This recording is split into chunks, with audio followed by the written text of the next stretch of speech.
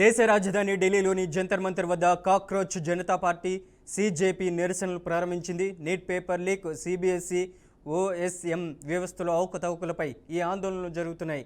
Party వ్యవస్థాపకుడు అభిజిత్ దీప్కే పిలుపుతో వేలాది యువత ఈ నిరసనలో పాల్గొన్నారు.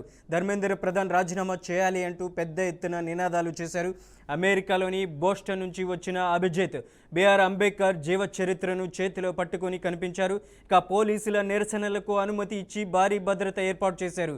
ఇక సామాజిక ఉద్యమకారుడు సోనం వాంగ్చుక్ నిరసనకారులను అరెస్ట్ చేస్తే 42 రోజుల నిరాహార దీక్ష చేస్తానని హెచ్చరించారు.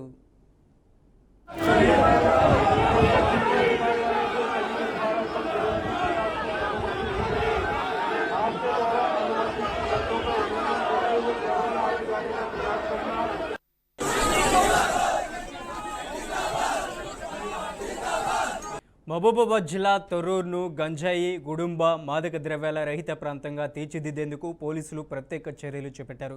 జిల్లా ఎస్పీ ఆదేశాల మేరకు గంజాయి వినియోగదారులను గుర్తించేందుకు ప్రత్యేక టెస్ట్ కిట్లను అందుబాటులోకి తీసుకొచ్చినట్లు తొర్రూరు ఎస్ఐ మహేందర్ రెడ్డి తెలిపారు.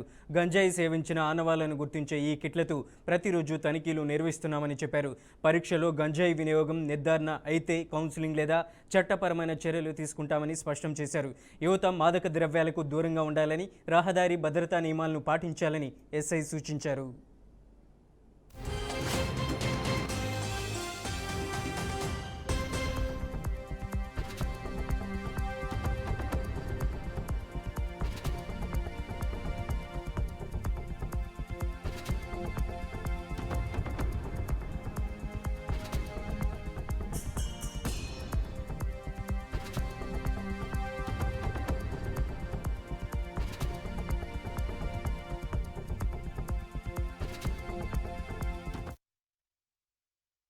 నిర్మూలనలో భాగంగా మనకు ఎవరైతే అనుమానాస్పదంగా తిరుగుతున్నారో లేదా గాంజాయి సేవిస్తున్నారని మనకు ఇన్ఫర్మేషన్ ఉందో వాళ్ళని టెస్ట్ చేసి అవసరమైతే వాళ్ళకి తగినటువంటి కౌన్సిలింగ్ ఇవ్వడం జరుగుతుంది.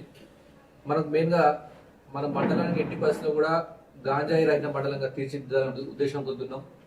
కాబట్టి మీ పరిసర ప్రాంతాల్లో కానీ లేదా మీకు తెలిసిన వ్యక్తులు ఎవరైనా కానీ గాంజాయి సేవిస్తున్నట్టయితే లేదా గాంజాయి తాగుతున్న ఇన్ఫర్మేషన్ మీకు ఉన్నట్టయితే మీరు ఇమీడియట్ గా నాకు కానీ లేదా మా పోలీస్ స్టేషన్ నెంబర్ కానీ కాల్ చేసి ఇంటిమేషన్ చేయొచ్చు. మీ యొక్క వివరాలు గోప్యంగా ఉంచబడతాయి.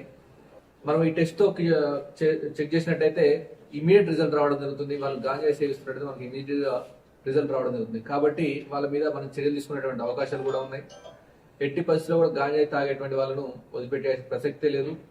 కాకపోతే ఈ కార్యక్రమంలో మన ముఖ్య ఉద్దేశం ఏంటంటే తాగే వాళ్ళకి తగిన రీతిలో కౌన్సిలింగ్ చేసి మార్చడానికి ప్రయత్నం చేయడం జరుగుతుంది. వాళ్ళను అడిక్టెడ్ అయినటువంటి అలవాటు పడ్డ వాళ్ళైతే రీహాబిలిటేషన్ సెంటర్ కూడా పంపించడం జరుగుతుంది. మనకు మేజర్గా వచ్చేసి మన ఫోకస్ మొత్తం ఎవరైతే సప్లై చేస్తున్నారో సప్లైని అరికట్టడం అనేది మన ముఖ్య ఉద్దేశంగా ముందుకు పోతున్నాం. ఇదే విధంగా మనకు చిన్న ఇన్ఫర్మేషన్ ఉన్నా కూడా మీరు మాతో షేర్ చేసుకోండి. మీ వివరం గోప్యంగా ఉంచబడతాయి. దగ్గర 4 కేసులు చేయడం జరిగింది. ఇంకా కూడా కేసులు నమోదవుతాయి. ఇన్ఫర్మేషన్ కొంతవరకు మనకు ఉంది. వాళ్ళ మీద నిఘా పెట్టడం జరిగింది.